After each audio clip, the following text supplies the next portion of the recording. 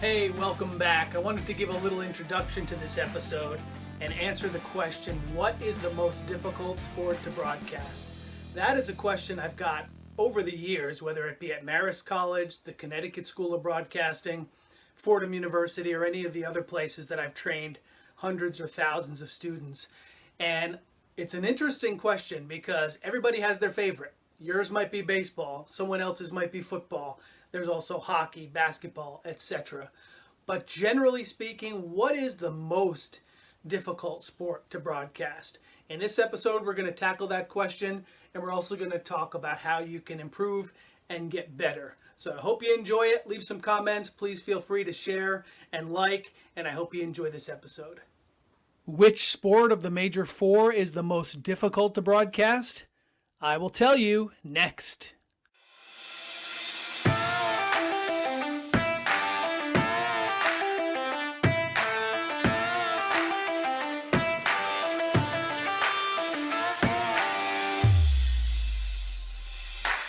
Welcome to the Sportscasters Club radio show, where it's all about becoming a better sportscaster and a better sports fan.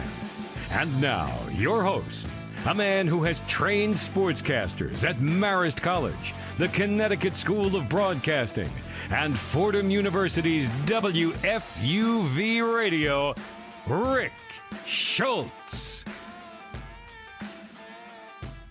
All right, welcome to episode number 3 of the Sportscasters Club radio show. I'm Rick Schultz. So glad to have you with us. And today is a great show because we're going to tackle one of the questions that I get from time to time from aspiring sportscasters. And I've really been hearing this question for about 15 years since I first began teaching and coaching broadcasting students. And that is, which sport is the most difficult to broadcast? And we're going to get into that. And we're going to talk through that a little bit and help you understand some of the differences between the major four, which I'll focus on today, and help you come up with your own answer to that question. But before I do, I really just have to touch quickly on the NFC Championship game last week with Joe Buck calling the action on TV, the Niners, Packers. And it was hilarious because after the game, during the game, and for a few days post-game, you saw so many things about Joe Buck, and half of them were saying how people can't stand him, how terrible he is because he can't stand the 49ers. And then the other half were saying they couldn't stand him, how terrible he is because he loves the 49ers. And that's really hilarious. And to me, what that means is he did a great job, because if both sides dislike you, you must be doing something right. It's almost like an umpire in that regard. The fact that you really want both sides to have the opinion that maybe you're not for them, because if both sides think that, you're probably doing something right. So I always took that as a general rule of thumb. If everybody was unhappy with me, I was probably calling the game right down the middle. So I just wanted to make that point because I thought Joe Buck, as usual, did a fine job on the game. I think he's the perfect match between accuracy, information, the ability to keep it light, but he's prepared, he's ready, he matches the moment, the excitement. And someone else said on Twitter the other day, how come he's always yelling? And my response was, well, he's matching the excitement of the game. It's probably very loud, and he even mentioned how electric it was in the stadium, and he's matching that. Not that he's trying to yell over it, but the excitement level in an NFC Championship game is way up here. He's got to be there too. And I didn't think he was yelling, although I did feel he was elevated, but I felt it was appropriate. So that was just the first thing I wanted to touch on with Joe Buck. So in just a moment, we're going to get to the first part of the question, which sport is the most difficult to broadcast? And then we'll also talk about why. Have you ever wondered how you could start a career in sports broadcasting? We want to answer some of the questions you may have. You can download our free resource, our free ebook report called 7 Tips to Get Started in Sports Broadcasting. These will answer some questions you may have and give you a roadmap to start your sports broadcasting career. Plus, as a bonus, there are 3 myths that will shock most sports fans, and you get them as well in this report. That's our free report, 7 tips to get started in sports broadcasting. Simply go to sportscastersclub.com and click on free stuff. That's sportscastersclub.com and click on free stuff to get the free report, 7 tips to get started in sports broadcasting. All right, the Sportscasters Club online radio show. Which sport do you feel is the most difficult to broadcast? I get that question a lot. And honestly, the quick and easy answer is that it really depends on the broadcaster. Because put yourself in the broadcaster's shoes. If you are already, that's great. You'll understand what I'm talking about. And if you're not, you're going to come to understand this. And this will really give you some insight to what a broadcaster is trying to achieve. Each of the 4 major sports are different. And so the one that's the most difficult is the one that maybe is just not the most comfortable to you. Basketball is a very fast-paced game. Football has lulls and then high action. It slows down and then it speeds up. Baseball is predominantly a slow game with intermittent, quick bursts of action. And hockey is very much like basketball, maybe even more so, where the action is just continuous. So those are the 4 sports, and those are a couple of the quick differences. The first thing you need to think about when you're thinking about what's the most difficult sport to broadcast, are we talking about TV or radio? First, you have to decipher between the two. In my opinion, TV is much, much easier to do than radio. Some people disagree with me. And many people do agree with me, because my opinion is that with TV, you're broadcasting to what the viewer can see on the screen. You're filling in the action they can already see. Whereas on radio, regardless of the sport, baseball, basketball, hockey, football, you are the eyes of the listener. And on the radio, you're painting that word picture. On the radio, you're describing in minute detail, to the best of your ability, what is happening on the field, on the ice, on the court. And you're trying to paint that picture with words that are colorful, that are accurate, that are descriptive. Your terminology has to be precise, and you're giving the listener an idea, a precise picture of what's happening on the field. So already, when we're talking about TV versus radio, radio is much, much more difficult. It's much more of a skill. I feel that transition going from radio to TV is a concerted effort a broadcaster has to make, but it's a much easier transition than TV to radio. And I think most experienced sportscasters agree with me on that. So once you decipher that, radio's more detail-oriented, it's more complicated, you have to have a lot more focus. TV, you're kind of filling in what the viewer can already see. Which sport is the most difficult to broadcasting? Well, in my estimation, any sport you're doing on radio is going to be more difficult than TV. That's the first thing. Number 2, on radio, you're talking about, of those 4 sports, baseball, basketball, football, hockey, we've talked about the differences. I always felt, personally, the answer to this question for me, which sport is most difficult to broadcast? For me, it was hockey, for a couple reasons. Number 1, it was not a sport that I grew up watching every night. I was a big baseball fan growing up, basketball as well, and football. Hockey was the 4th. There were the major 3 and then hockey for me, just because of when I grew up, where I grew up, who I was surrounded with. You just kind of gravitate to the sports. I didn't play hockey, and that was a big part of it. I played the other 3. So for me, it wasn't as natural. It didn't come as naturally to me. So that made hockey much more difficult. As I progressed professionally in the sportscasting industry, and when I eventually did get paid to broadcast all 4 of the sports, including hockey, hockey was the most difficult. So during my days at West Point broadcasting for Army hockey, it was the most difficult for me because, number 1, it's a very fast-paced game. You really can't see the players because they've got helmets on. Players are moving very fast. You've got to keep an eye on the names, the numbers, and most times it's the numbers. And so it really puts a premium on preparation and knowing the game, knowing the rules. Hockey was a sport that I had to work on. I used to spend hours and hours in the off season reading, studying not only the rule book, but the history of the game, the players, coaches, philosophies about the game. I would listen to broadcasts. I would watch broadcasts. Those are all ways I would prepare, and I really had to do an extra level of preparation because my base knowledge of hockey wasn't what it was in the other games. When I broadcast baseball professionally, I had a huge advantage because I grew up watching the game, listening to the game, studying the game since I was an infant. So for me, that part came natural. The big difference, obviously, when you're going from hockey to baseball is the pace. Baseball is a much slower pace. And provided you prepare, regardless of what sport you're in, that's what you're going to rely on, particularly with baseball, because there's more of that dead time, more of that downtime. So my favorite sport to broadcast was baseball because I felt I knew the game the best.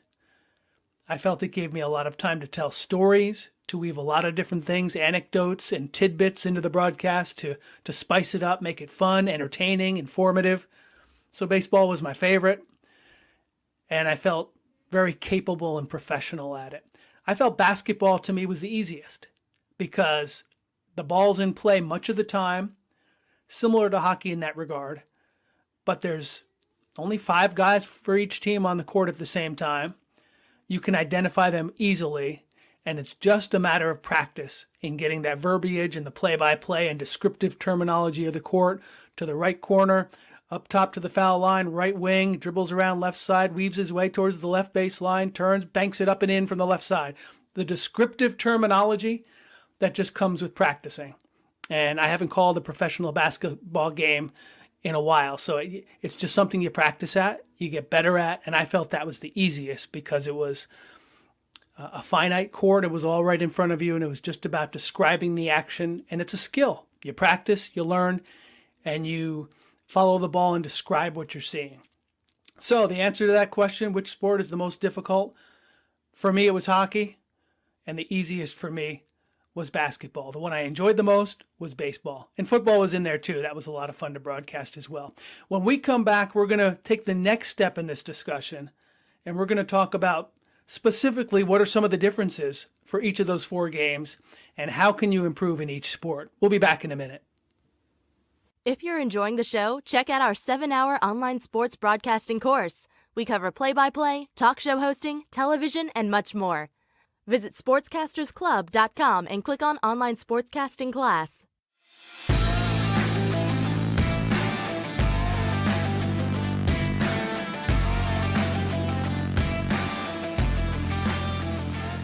All right, welcome back to the Sportscasters Club online radio show. Thanks for everyone that's gone to sportscastersclub.com and checked out everything we have on the website, the articles, hundreds and hundreds of articles and stories that go back about a decade now. So thank you for going there, and thank you to everyone who has already subscribed to this podcast and liked it and shared it and all of that jazz. So we're talking about the differences of the 4 sports and how can you improve in each one. Well, baseball, I think first of all, the 4 sports, the number one way you improve is just by practicing, by doing, by calling games, whether it's out at a field on a court, whether it's on TV. Whenever you have the opportunity to practice calling these games, do it. And that's how you're going to get better. Whether you're broadcasting a game or if you want to practice by broadcasting the practice, honestly, you can do that. If I was broadcasting for a basketball team and I was just getting my feet wet, I would go and watch their practice and their shoot around, and I'd go sit up in the top row where no one could hear me, and I would broadcast the game to myself or into a recorder so I can, number one, improve and get some of that verbiage and some of those skills kind of built in to myself as a broadcaster. That's one of the ways you would prepare and practice for any of them. But particularly, let's talk about the different sports. Baseball, one way to improve and become better is to take your preparation up a few notches. Because in baseball, going in, you've got a ton of downtime. The action happens, you've got a pitch, and then you've got 30 seconds. And then you've got a pitch, and then you've got 30 seconds. And then you may have a play, and then you might have 30 seconds to a minute. And then you might have a pitching change, and you might have a couple minutes. And depending what level you're in, I can recall broadcasting minor league baseball games alone and having to call the game and talk for 3 or 4 hours. That could be a challenge if you're not prepared, and also if you don't take care of your business before the game, if you know what I mean.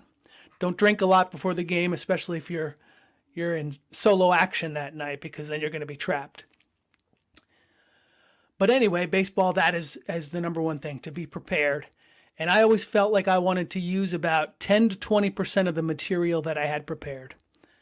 So if I had stories and stats and information and tidbits and interesting anecdotes and all these things that I would actually write on my scoreboard, on my scorebook, my goal was to use about 10% of it. Some of it I could carry over to the next game, but I always had things to talk about because of that pace in baseball where you never know when you have an 11-1 game and you're just going to be talking and it's a blowout and you sometimes struggle for things to say. I remember early on, I was still a teenager, I think, but I was getting paid to broadcast a women's professional baseball game in the Hudson Valley of New York. And this game ended up being a blowout, and it went for hours. And I was all alone. Finally, the station general manager drove to the stadium, came up and got on the air with me because he could tell that I was having a hard time because it was a long, drawn-out game. I didn't know the teams, the players, and looking back on it, maybe I could have prepared a little bit more in some way or another, because you've always got to be prepared for that. So in baseball, that's how you do it. Basketball, how can you improve? Practice broadcasting and calling play-by-play of fast-paced action. So if you're preparing to call a basketball game, I already mentioned the practices, games, broadcast other basketball games, and just get that court geography ingrained in your mind. That's number one. Number two, memorize the players and their numbers and their faces. So practice as they're going through their warm-up drills. Practice identifying them. So when the game comes on, you're already warmed up, you've already identified them, and it's second nature. So those are a couple ways to improve at basketball. Hockey, same thing. And if you were like me and you didn't grow up as a hockey fanatic, learn the rules, learn the history, learn the culture, conduct interviews to learn more, listen and watch as much as you can, but learn everything you can about that game, because I found that I did grow up as a big hockey fan, that was a way that I could improve and show myself to be a professional, not only to my listeners at the time, but also to the team and to the coaches. So they respected me because they knew I'd put in the work to learn their game. Football is kind of a combination because you've got some downtime and then you've got that quick, fast-paced action, similar, I guess, in a way to basketball. So it's kind of a match. It's kind of a hybrid of the two. You've got to have some stories. You've got to have anecdotes and tidbits and interesting facts to throw into the broadcast. But when the ball's in play, when the quarterback takes the snap, you've got to be precise and detailed and very descriptive about your call. So you've got to have that terminology, and that really carries across all four sports. Knowing the terminology, knowing the rules, and preparing with the players. Having the players' names and numbers ingrained in your mind, so when the action occurs on the field, you don't have to think about it, because you don't have to say the pass was down the right side and caught by number 84. No, you should be prepared. So it should be a pass down the right side, and it's a leaping one-handed grab by Anderson, who topples out of bounds at the 32-yard line. You've got to have his name right at the top of your mind because you prepared and you memorized and you were ready for it. So that's how you can improve on each of the four sports. A lot of similarities with the four. Definitely some differences, but it really starts with what we talked about earlier in the program, and that is knowing yourself, knowing which sports you're strong at, which maybe you need some improvement in, and putting in that work just like an athlete would to be better and to be better prepared to make yourself a broadcaster each and every game. So that's a fun question. I really enjoy answering that one whenever I'm asked by a student or by someone who emails in. And speaking of that, when we come back, it's the best part of our program, and that's our Q&A. Now it's time for the best part of our show, your questions, our answers. To ask a question for the program, send an email to questions@sportscastersclub.com. All right, Rick Schultz with you here on the Sportscasters Club online radio show, sportscastersclub.com. Today's first question is from St. Louis, Missouri, and Aiden. Aiden, thanks for emailing in. And he asks, who is the best broadcaster ever? Wow, that is a really tough question. Who is the best broadcaster ever? Well, at first glance, I mean, you'd think about some of the legendary names, and a lot of people would kind of gravitate to one sport or another. I mean, Vin Scully is one that comes to my mind, who not only with longevity, but just the artwork that he put into a baseball broadcast. So that is one guy. There's a whole lot of others that you could name. Keith Jackson was someone who we lost a few years ago, and people talked. You didn't realize just what he had done over the course of his career. He was another tremendous one, and you can go back for years and years with different teams and different sports. I'm going to throw a name out that I think, for so many different reasons, you could say this gentleman is the best sportscaster ever. And his name is Bob Costas. I mean, think about it. And it's certainly a topic you could argue about and throw out some other names. But when you talk about someone that can do different sports, different medium, TV, radio, studio hosting, talk show hosting, does the guy ever flub a word? That's one thing. We used to chat on the long bus rides in minor league baseball. I used to sit with my broadcast partner in the mid-'90s, Bill Rogan, and we would just talk with amazement about how Bob Costas never flubbed a word. I mean, think about it. In this podcast alone, I've probably flubbed 50 words where I just get a syllable wrong, or I have a tongue-tied moment where I flub something or stutter or trip over my tongue or can't quite get a word out. Bob Costas is always perfect. And yet he can call baseball play-by-play. He can studio host the Olympics. He can broadcast football. He can do so much. And he knows the history, the players, the traditions. And he's just such a calming, soothing voice. In recent years, I think plus he's a great guy. He's a really good guy, and behind the scenes, he's done some really great things reaching out to youth, and he certainly is someone that people can look up to because he is a good guy. He was a disciple of Marty Glickman, so that tells you right there. I mean, Marty was an awesome guy, and he took Bob under his wing to a large degree. And they were colleagues, and Bob learned from Marty. So that tells you where he was as a broadcaster, because you can't get any better than that. I think the only critique I would have about Bob Costas is maybe delving into areas that are not sports related over recent years, whether they be politics or social issues. You know, not that I think you have to keep those opinions deep down and never let them out, but I think the venue's important. So if you're watching a sports broadcast or a studio show, a sports show, you're not tuned in there to hear social issues or politics. And I think that'll turn off immediately half of your viewership. So that's something to consider. But Bob Costas, I think, would be one quick name that I would say qualifies as answering that question, the best broadcaster ever. Let me know who you think. Send in your answers to that question. You can send them to questions@sportscastersclub.com. The second question today comes from Trish in Ann Arbor, Michigan. Is radio the same as TV?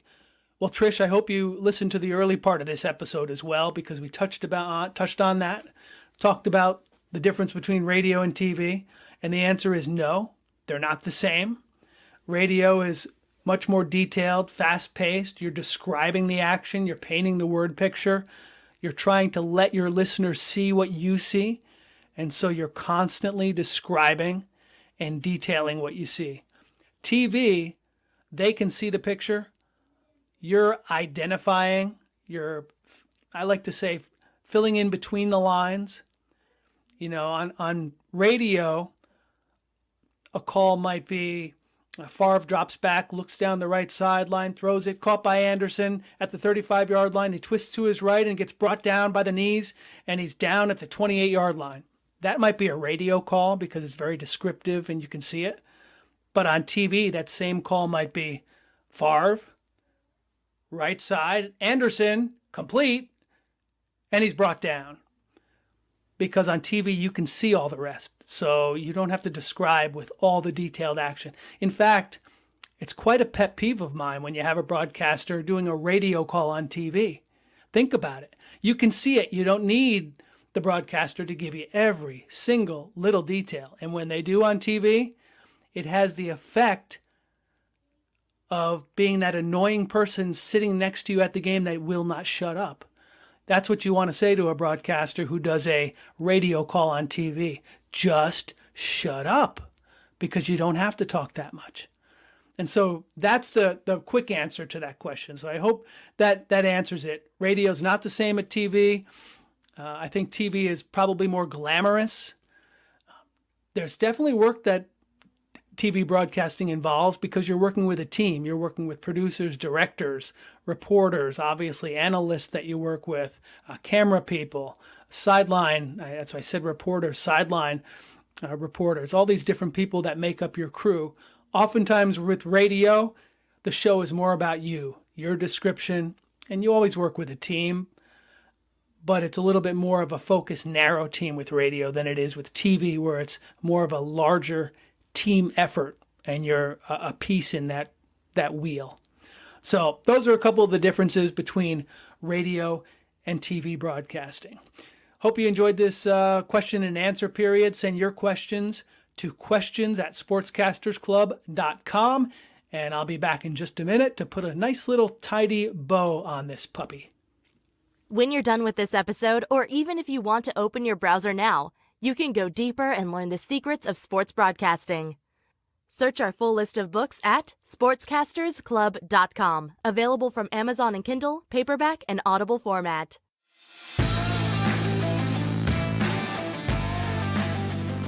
All right, Rick Schultz with you as we wind down the episode of the Sportscasters Club radio show. A lot of fun today. We touched on the most difficult sport to broadcast. I told you without question which one that is. We also had a little time to talk about the differences between the four sports and how you improve in each. And then we touched on a couple cool questions about the best broadcaster ever and is radio the same as TV. So some great episodes that we've had already. It's hard to believe this one's already in the books. Next week, we're going to talk about another interesting topic. We're going to talk about the one thing a broadcaster can do to separate himself or herself as a professional compared to all the other amateurs out there. If you do this one thing, then you will be a professional. You will be a pro among all the amateurs. So stay tuned in for that next week on the Sportscasters Club radio show. Have a great week, and we'll talk to you next time. Thanks for listening to the Sportscasters Club radio show at sportscastersclub.com. Don't forget to subscribe so you will never miss an episode. And thanks for liking, sharing, posting reviews, and spreading the word.